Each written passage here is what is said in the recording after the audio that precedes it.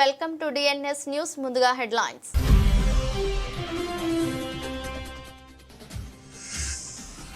మురమల్ల శ్రీ భద్రకాళి సమేత శ్రీ వీరేశ్వర స్వామి వారి ఆలయంలో నేత్రపర్వంగా జరిగిన చండీ హోమం.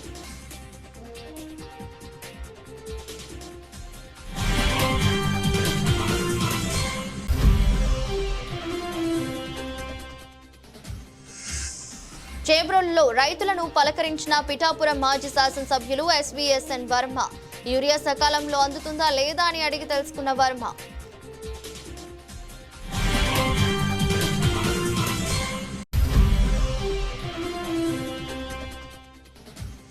చంద్రగ్రహణం కారణంగా వాడపల్లి ఆలయం మూసివేత.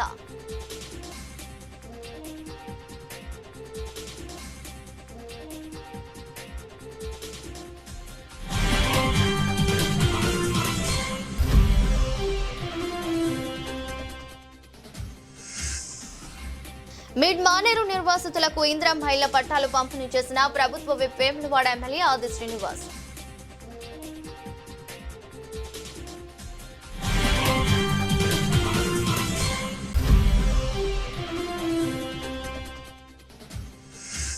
చంద్రగ్రహణం ఎఫెక్ట్, ఆలయాల మూసివేత. గర్భిణీలు కుంభరాశి వారు జాగ్రత్తగా ఉండాలని సూచించిన పూజారులు.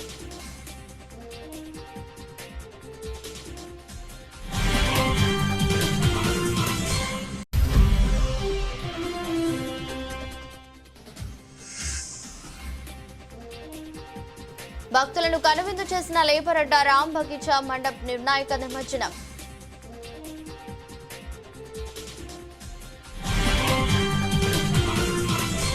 భాద్రపద మాసం పౌర్ణమి ఆదివారం మహాపర్వదినం పురస్కరించుకుని మురమల్ల శ్రీ భద్రకాళి సమేత శ్రీ వీరేశ్వర స్వామి వారి ఆలయంలో చండీ హోమం ఘనంగా నిర్వహించారు. అర్చకులు పేటేటి శ్యామల కుమార్ ఆధ్వర్యంలో కార్యక్రమం జరిగింది. తొలుత గణపతి పూజ, మండపారాధన అనంతరం చండీ హోమం పూర్ణాహుతి కార్యక్రమం జరిగింది. కార్యక్రమంలో 91 మంది భక్తులు చండీ హోమంలో పాల్గొన్నారు. ఏర్పాట్లు ఆలయ సహాయ కమిషనర్ మరియు కార్యనిర్వహణాధికారి వి సత్యనారాయణ పర్యవేక్షించారు.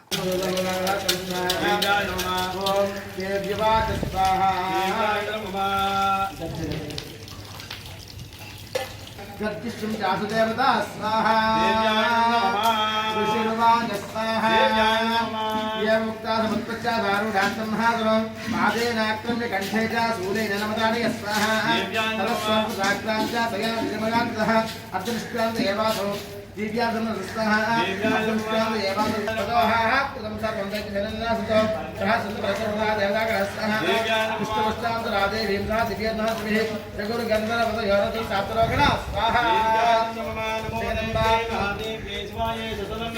ప్రకృతి భద్రాయే నియతా ప్రణతాస్మదా శక్తి మహాలక్ష్మీ దేవ్యే మధుపుష్పం మహాహుతం హోష్యామి నమస్కార జయ జయ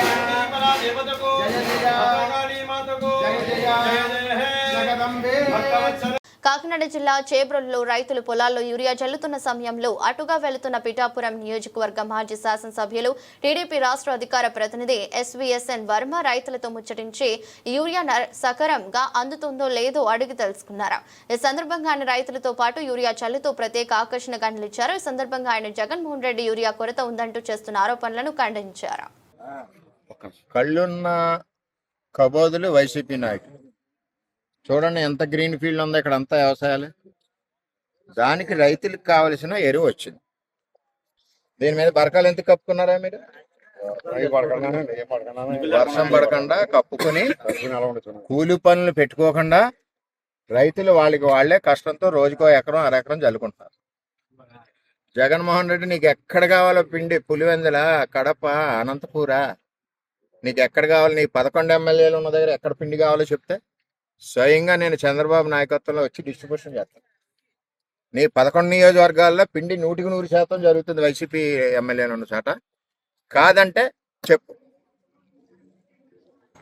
జగన్మోహన్ రెడ్డి గారు, ఈ రాష్ట్రంలో నువ్వు ఎక్కడన్నా సరే పిండి కొరత ఉందంటే 5 నిమిషాల్లో పిండి అక్కడ ఉంది. నేను ఇప్పుడు ఇక్కడ చేబ్రోలు నుంచి వెళ్తా నిజాలు తెలుసుకుందామని చెప్పి నేను ఆగాను ఇక్కడ. ఈవేళ రైతులు పొలంలో పిండి చల్లుకుంటుంటే వాళ్ళ దగ్గర 10-12 ఎకరాలు ఉంది రైతులందరిదని అక్కడ స్టాక్ పెట్టుకున్నారు. అక్కడ అంత అలాగ పారదర్శకంగా చంద్రబాబు పిండిస్తున్నాడు. దగ్గర 22,000 టన్నులు రిక్వైర్మెంట్ ఉంది. 23,000 టన్నులు మన ఎక్కడికి టోటల్ కాకినాడ జిల్లాకి 18,000 టన్నులు ఆల్రెడీ డిస్ట్రిబ్యూషన్ చేసాం. ఇంకా 1,300 టన్నులు సొసైటీల్లోని షాపుల్లోనూ ఉన్నాయి. ఇంకా 2,400 టన్నులు ఉంటే సరిపోద్ది ఇక్కడ జిల్లాకి. 2,400 మెట్రిక్ టన్నులు ఇవన్నీ చెప్పేది మెట్రిక్ టన్నులో చెప్తున్నాను. 2,400 మెట్రిక్ టన్నులు ఆల్రెడీ ఆందీవే. కొంత ఆల్రెడీ ఈవేళ గొల్లప్రోళ్ళు అవసరం అయితే గొల్లప్రోళ్ళు దిగుతుంది. కొత్తపల్లి కావాలన్నారు, కొత్తపల్లిలో దిగుతుంది. అలాగే టోటల్ జిల్లా అంతా కూడా పిండికి లోట్లేదు. దీన్ని మీరు షాపుల దగ్గర అక్కడ బ్లాక్ మార్కెట్ అమ్మేది మీ షాపులో ఎంత కొన్నారా పిండి? 270 అండి ప్రభుత్వం రేటు. ఎవరికైనా రూపాయి అదనంగా ఇచ్చారా? ఎవరికి ఇవ్వలేదు. అది రెండోది ఏంటంటే పిఎస్సి సొసైటీస్ ఉన్నాయి. సొసైటీలు ఇచ్చి డిస్ట్రిబ్యూషన్ ఆధార్ కార్డు తీసుకుని ఎన్ని ఎకరాలు ఉందో దానికి సరిపడా వాళ్ళు అడిగింది డిస్ట్రిబ్యూషన్ చేస్తున్నారు. వ్యవసాయ అధికారులు ఉండి ఇంత ఈ రాష్ట్రంలో రైతు కోసం జరుగుతుంది. అన్నదాత సుఖీబా పడిందా? మీ అందరికి పడలేదా? అన్నదాత సుఖీబా పారదర్శకంగా పడింది. ఇది వరకు నువ్వు బటన్ నొక్కితే కడపలో పడేది, ఇక్కడ తూర్పుగోదావరి జిల్లాలో ఉండేది కాదు. ఈవేళ ఇక్కడ పురుషోత్పట్నం ఎన్నేళ్ళు ఆపేశారా? 5 సంవత్సరాలు ఆపేసాడండి. ఎందుకు ఆపేశారు? 5 ఏళ్ళు ఆపేశాడు. నా సీటు పోయినప్పుడు నేను రైతుల కోసం పదవడగలేదు. పురుషోత్పట్నం కావాలని అడిగా. మళ్ళీ మీరే గొడవెట్టారండి. చంద్రబాబు నాయుడు పురుషోత్పట్నం ఆన్ చేశాడు. అది ఆన్ చేయకపోతే పత్తిపాడికి వ్యవసాయం లేదు, పిఠాపురానికి వ్యవసాయం లేదు, తునికి వ్యవసాయం లేదు, పెద్దాపురానికి వ్యవసాయం లేదు. 5 సంవత్సరాలు రైతులను అప్పుల పాలు పడేసిన జగన్మోహన్ రెడ్డి ఇవాళ ఏం మాట్లాడతాను? రైతుకి మొత్తం అన్యాయం చేశావు. ఏలే రాజనీకన్నా చంద్రబాబు నాయుడు ఇచ్చాడు. 160 కోట్లతో రమణకపేటలో పనులు మొదలెట్టారు. అది ఆపేశాడు. ఇక్కడ శంకుస్థాపన అయింది. జ్ఞాపకం ఉందా లేదా మీకు? అయిందండి. అది ఆపేశాడు. తోసారండి, శిలాపాలకాన్ని తోసారండి. టాటర్తో తొక్కించేశారు. చంద్రబాబు కొట్టిన శిలాపాలకాన్ని ట్రాక్టర్తో తొక్కించేశారు. ఇది వైసీపీ నాయకులు ఎప్పుడో అయిపోయాడు. అది వైసీపీ నాయకులు చేసిన పని. రైతు ప్రభుత్వం, కూటమి ప్రభుత్వం, చంద్రబాబు రైతుల పక్షపాతి. ఏది ఏమైనా సరే రైతుల కోసం ఈవేళ పోలవరానికి 15-20 వేల కోట్లు పెట్టి పన్నులు ప్రారంభించి ముందుకు తీసుకెళ్తున్నాడు. రాయలసీమకి నీళ్లు పులివెందులకు ఇచ్చాడు. కుప్పానికి నీళ్లు వెళ్తున్నాయి, కృష్ణా జలాలు. ఇక్కడ పురుషోత్పట్నం వెళ్తుంది. ఎక్కడికెక్కడ కార్యక్రమాలు రైతు కోసం చంద్రబాబు నాయుడు ఎన్ని వేల కోట్లైనా సరే పనిచేసి ముందుకు తెస్తున్నాడు. అటువంటి రైతు ప్రభుత్వాన్ని జగన్మోహన్ రెడ్డి బుద్ధి ఉండాలి. ఏంటి ఎరువులు దొరకట్లేదా? అన్నదాత ఇవ్వలేదా? కళ్ళు కనపట్లేదా? ఎక్కడ ఇవ్వలేదు, ఎక్కడ ఎరువులు దొరకట్లేదు. నేను ఛాలెంజ్ విసురుతున్నాను జిల్లా వైసీపీ నాయకులందరికీ కూడా. ఎక్కడ రైతుకు మీరు దొరకలేదు చెప్పండి, అక్కడ పిండి 2 నిమిషాల్లో ఉంటుంది. అంతేగాని లేనిపోయిన తప్పుడు ప్రచారాలు మాట్లాడి చక్కగా పనిచేసే ప్రభుత్వాన్ని, చంద్రబాబు నాయకత్వాన్ని విమర్శించడం కాదు. అందుకనే ప్రజలు మీకు 11 సీట్లు చెప్పారు. విమర్శించి దమ్ముంటే అసెంబ్లీకి రా. ఎందుకు భయపెడుతున్నావు?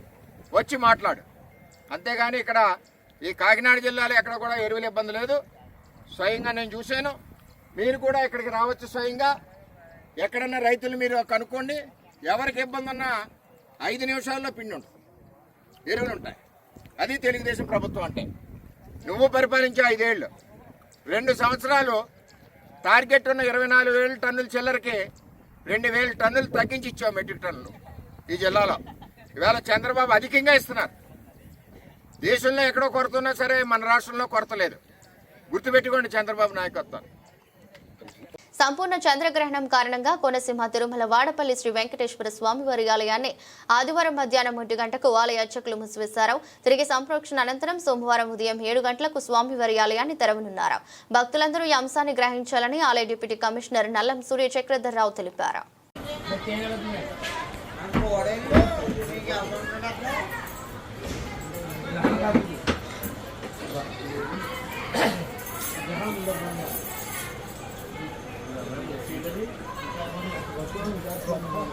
ప్రముఖ పుణ్యక్షేత్రమైన అన్నవరం శ్రీ వీర వెంకట సత్యనారాయణ స్వామివారి దేవస్థానం సంపూర్ణ చంద్రగ్రహణం సందర్భంగా ఆలయం మధ్యాహ్నం 1 గంటకు మూసివేయడం జరిగింది. ప్రముఖ పుణ్యక్షేత్రమైన అన్నవరం శ్రీ వీర వెంకట సత్యనారాయణ స్వామివారి దేవస్థానం ఈ రోజు అనగా 7/9/2025 సంపూర్ణ చంద్రగ్రహణం సందర్భంగా ఈ రోజు మధ్యాహ్నం 1 గంట వరకు శ్రీ స్వామివారి దర్శనాలు ఇచ్చి అనంతరం ఆలయ తలుపులు మూసివేశారు. తిరిగి రేపు ఉదయం సంప్రోక్షణ అనంతరం ఉదయం 7 గంటల నుండి ప్రతిమలు సర్వదర్శనములు యథావిధిగా నిర్వహించబడతాయని ఆలయ ప్రధాన అర్చకులు కోట సుబ్బయ్య మీడియా ప్రతినిధులకు తెలిపారు. కార్యక్రమంలో ఆలయ కార్యనిర్వహణాధికారి వీర్ల సుబ్బారావు, ఆలయ పర్యవేక్షణాధికారి రామకృష్ణ, ప్రధాన అర్చకులు కోట సుబ్బయ్య, ఇంద్రగంటి సుధీర్, పవన్, ఎస్పీఎఫ్ సిబ్బంది పాల్గొన్నారు. తీసుకోండి.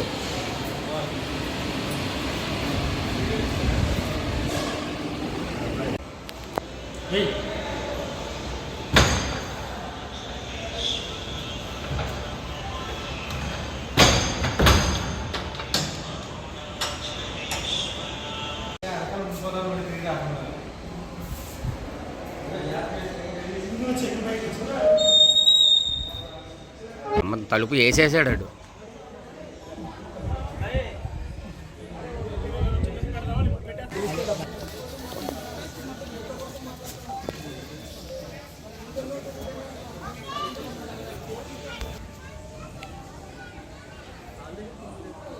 ఓం శ్రీ సత్యదేవాయ నమః. శ్రీ వీర వెంకట సత్యనారాయణ స్వామివారి దేవస్థానం ఆలయం నందు స్వామివారి సమక్షంలో 7/9/2025 ఆదివారం రాత్రి 9:50 సంపూర్ణ చంద్రగ్రహణం ఏర్పడుతున్నందున మధ్యాహ్నం 1 గంట నిమిషములకు స్వామివారి ఆలయ దర్శనములు నిలుపుదల చేయడమైనది. మరలా 8వ తారీఖు 8/9/2025 సోమవారం ఉదయం యథావిధిగా స్వామివారి కార్యక్రమాలు పూర్తయిన తదుపరి భక్తులకు 7 గంటలకు ఉదయం 7 గంటలకు భక్తులకు సర్వదర్శనములు ఏర్పాటు చేయడమైనది. మిడ్ మానేర్ ప్రాజెక్టు నిర్వాసితులకు మేలు చేయాలన్నదే రాష్ట్ర ప్రభుత్వ లక్ష్యమని ప్రభుత్వ విప్ వేములవాడ ఎమ్మెల్యే ఆది శ్రీనివాస్ స్పష్టం చేశారు.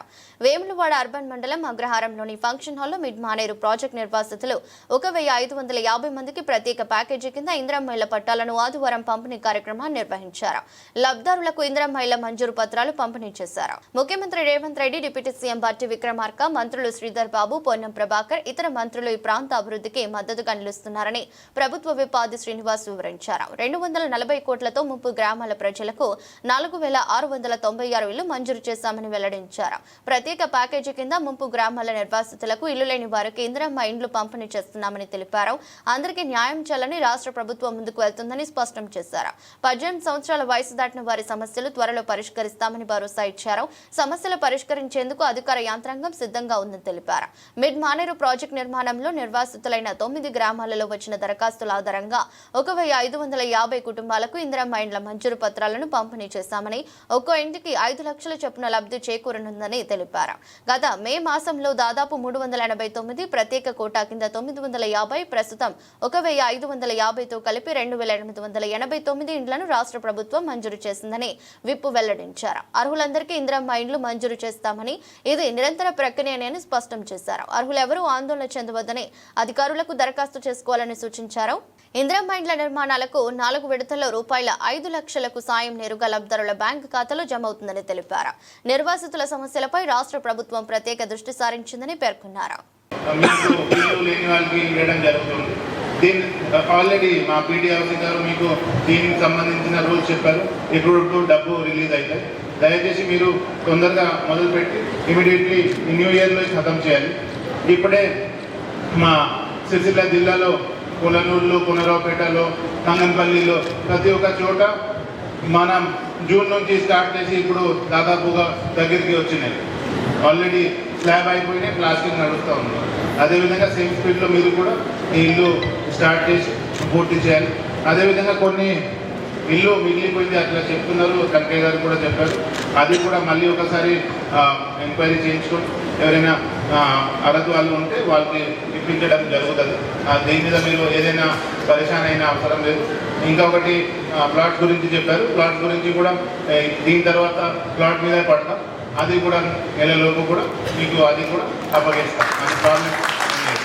సో నా కోరిక ఒకటే మీ అందరితో, దయచేసి ఇల్లు మొదలుపెట్టి ఇమీడియట్లీ 3-4 మంత్స్ లోపు ఖతం చేయండి.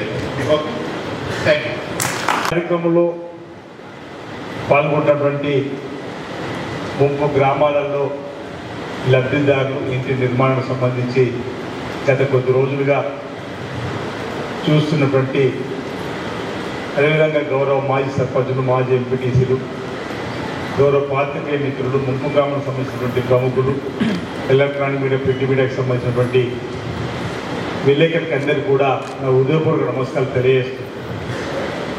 ముంపు గ్రామాలకు సంబంధించినటువంటిది ప్రధాన డిమాండ్, ప్రధాన సమస్యల పరిష్కారం కోసం అనేక సందర్భాల్లో 10 సంవత్సరాలు 2015 నుంచి అనుకుంటా పోరాటాలు ఉధృతం చేసి సమస్యల పరిష్కారం కోసం ప్రయత్నం చేస్తున్నటువంటి సందర్భంలో ప్రధానంగా గత ప్రభుత్వం 5,04,000 డబుల్ బెడ్రూమ్ సంబంధించినటువంటి హామీ ఏదైతే ఉందో అది అమలు కావాలని చెప్పని తదుపరి పట్టాలు, తదుపరి 18 సంవత్సరాలకు సంబంధించినటువంటి వారికి సంబంధించిన అంశము, ఇక వ్యక్తిగతకు సంబంధించిన సమస్యలు అనేకం కూడా కలుపుకొని అనేక ఉద్యమాలు చేసిన, ఆ ఉద్యమాల్లో నేను మీతో పాటు ఉన్నటువంటి సందర్భం, ఆ సమస్యలు భవిష్యత్తులో పరిష్కారం కావాలని చెప్పినటువంటి ఆలోచనతో అనేక మంది కాంగ్రెస్ పార్టీ ప్రముఖులు ఉన్నటువంటి నాయకుల్ని ఈ ఉద్యమంలో పాల్పంచుకున్నారు. సిరిసిల్ల పట్టణంలోని లేబర్ అడ్డా వద్ద గల రామ్ బగీచా మండపం వినాయక విగ్రహాన్ని ఎంతో భక్తి శ్రద్ధలతో మండపం వద్ద నిమజ్జనం చేశారు. 30 ఫీట్లతో అత్యంత ఎత్తులో ఏర్పాటు చేసిన మట్టి విగ్రహాన్ని నిమజ్జన వేడుకలు చూసేందుకు భక్తులు బారులు తీరారు. పర్యావరణాన్ని పరిరక్షించే కార్యక్రమంలో భాగంగా రామ్ బగీచా మండప నిర్వాహకులు 7 మట్టి విగ్రహాలని తయారు చేయించారు. నవరాత్రులు అత్యంత వైభవంగా పూజలు అందుకున్న గణనాయకుడిని ఇక్కడే నిమజ్జనం చేశారు. దీంట్లో భాగంగా ఫైర్ స్టేషన్ సిబ్బంది నీటితో వినాయకుడిని నిమజ్జనం చేశారు.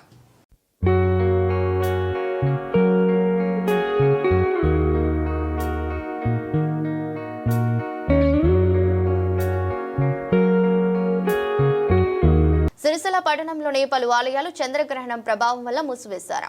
తిరిగి ఉదయం గ్రహణం విడిచిన తర్వాత ఆలయ శుద్ధి చేసి తెరవనున్నట్లు ఆయా ఆలయ పూజారులు పేర్కొన్నారు. చంద్రగ్రహణం ప్రభావం వల్ల ఎలాంటి అపోహలకు చెందాల్సిన అవసరం లేదని హనుమంతు పండితులు వెల్లడించారు. సూర్యాస్తమయం సమయం తర్వాత గ్రహణ కాల వివరాలు తెలిపారు. రాత్రి 9:56 స్పర్శ కాలమని, రాత్రి 10:59 నిమిలన కాలమని, రాత్రి 11:45 మధ్య కాలమని, రాత్రి 12:22 ఉన్మిలన కాలమని, రాత్రి 16 మోక్ష కాలమని తెలిపారు. గర్భిణీ స్త్రీలు గ్రహణ కాల సమయమందు ఆరు బయట తిరగకుండా జాగ్రత్తలు పాటించాలని సూచించారు. కుంభరాశి వారు మాత్రం ఈ గ్రహణ దోషాన్ని చూడవద్దని తెలిపారు. మరుసటి రోజు తమ శక్తి కొలది బ్రాహ్మణులకు దానం చేయడం వల్ల గ్రహ దోష నివారణ తొలగిపోతుందని పేర్కొన్నారు. వివ సంపృక్తౌ వాగర్త ప్రతిపత్తయే జగత పితరౌ వందే పార్వతీ పరమేశ్వరౌ. పార్వతీ పరమేశ్వరులకు నమస్కరిస్తూ ఈరోజు రాహుగ్రస్త చంద్ర సంబంధించినటువంటి గ్రహణ కార్యక్రమాన్ని ఈరోజు అనేటువంటిది, ఆ కార్యక్రమానికి సంబంధించినటువంటి గ్రహణ విధానానికి అనేక మందికి అనేక రకాలైనటువంటి ఒక సంశయాత్మకమైనటువంటి భయాందాలతో గురవుతున్నటువంటి విధానం ఉంది. కాబట్టి ఇందులో ఈరోజు అనేటువంటిది గ్రహణం అనేటువంటిది పట్టు విడుపు కార్యక్రమం అనేటువంటిది రాత్రి 10 గంటలకు ప్రారంభమవుతే మధ్యకాలం 11:45 తర్వాత విడుపు కాలము 1:30 జరుగుతాయి. ఆద్యంత మధ్య కాలాలు మొత్తం 3:30 ఈ యొక్క గ్రహణ ప్రభావితం కొనసాగేటువంటి అవకాశాలు ఉంటాయి. కాబట్టి ఈ గ్రహణము ప్రారంభమైనప్పటిటువంటి యొక్క దానికి ముందుగానే ఒక 8 నుంచి 10 గంటల సమయ వ్యవధిలో ఈ యొక్క ఆహార నియమాలతో కూడినటువంటి వాళ్ళందరూ కూడా ఈ ఆహార నియమాలను అనేటువంటి పాటించేటువంటి ఆరోగ్యవంతమైనటువంటి వారు 10 గంటల లోపు అనేటువంటిది, 12 అనేటువంటి లోపు, ఇవన్నీ కూడా కాకుండా మనం అనేటువంటి లాస్ట్ ఒక 2 గంటల వరకు భోజన కార్యక్రమాలన్నీ సమాప్తి చేసుకొని తదనంతరము ప్రదోషకాల సమయం సాయంకాలం అనేది భోజనాల ప్రత్యర్థం అనేది ఆచరించకూడదు అనేటువంటిది ఆ గ్రహణ వేళలో అనేటువంటిది శాస్త్రం చెప్తా ఉంది. కాబట్టి దానివల్ల ఈ మిగతా వారికి అనేటువంటిది అంటే మామూలుగా అనారోగ్యంలో అస్వస్థతో ఉన్నటువంటి వారికి సంబంధించి, తర్వాత పిల్లలకి, ఈ యొక్క సంబంధించినటువంటి వృద్ధులకి, ఈ రకమైనటువంటి వారు అటువంటి దాన్ని ఆచరించేటువంటి అవకాశం ఎంతమాత్రం కూడా లేదు.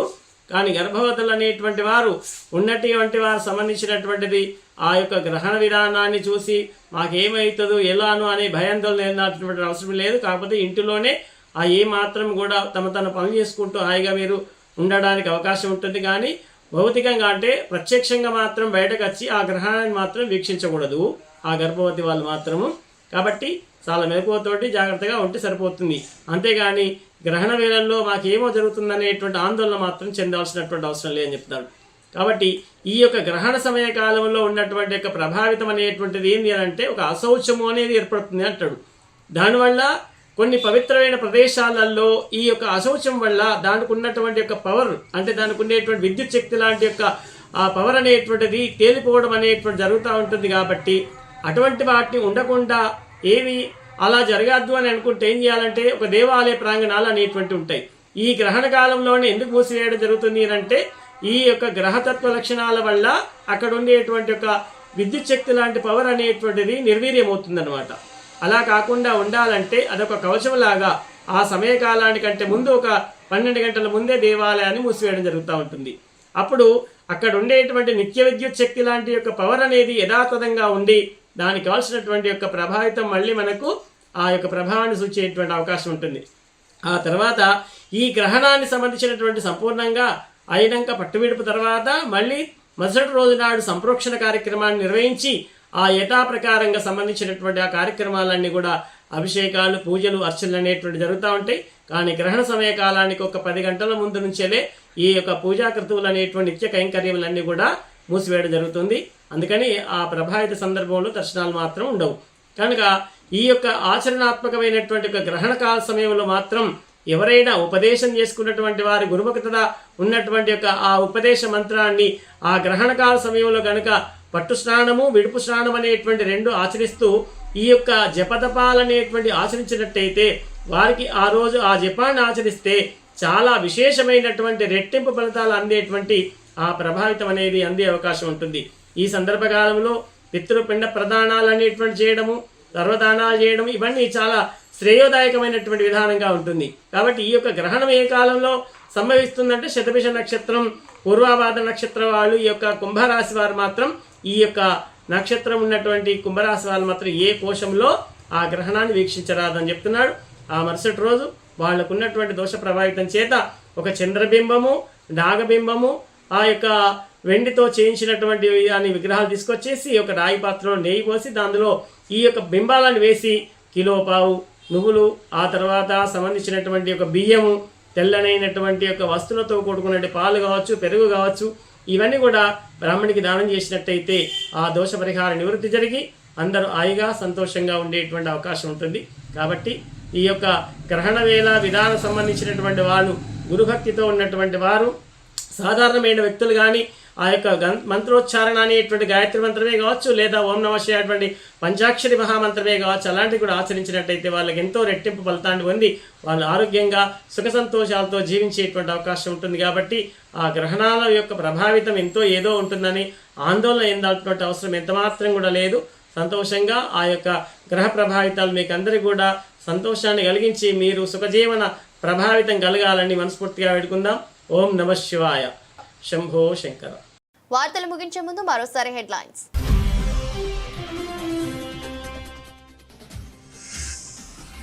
మురమల్ల శ్రీ భద్రకాళి సమేత శ్రీ వీరేశ్వర స్వామి వారి ఆలయంలో నేత్రపర్వంగా జరిగిన చండీ హోమం.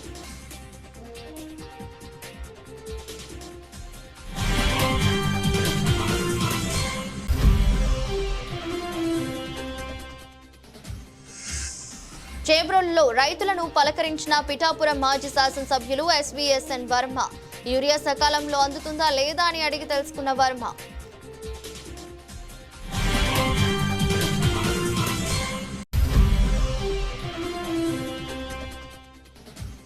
చంద్రగ్రహణం కారణంగా వాడపల్లి ఆలయం మూసివేత.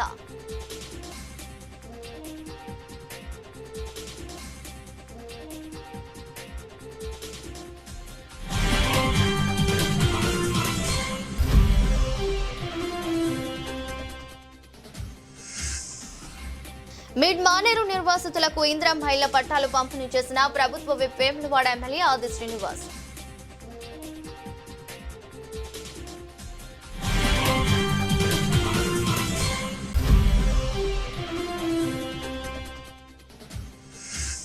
చంద్రగ్రహణం ఎఫెక్ట్, ఆలయాల మూసివేత. గర్భిణీలు, కుంభరాశి వారు జాగ్రత్తగా ఉండాలని సూచించిన పూజారులు.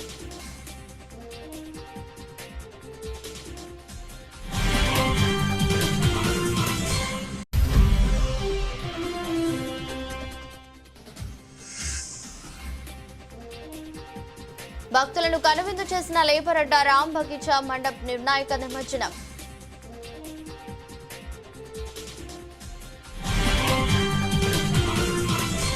ఇది రోజు బులెటిన్. మరో బులెటిన్లో మళ్ళీ కలుద్దాం. అంతవరకు సెలవు. నమస్కారం.